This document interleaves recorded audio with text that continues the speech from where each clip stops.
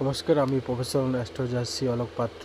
আজকে আমি আপনাদেরকে দেখাবো যে আপনারা হাতের মধ্যে কী করে বিশেষ চিহ্ন দেখে বুঝতে পারবেন যে আপনার গভর্নমেন্ট জবের যোগ আছে।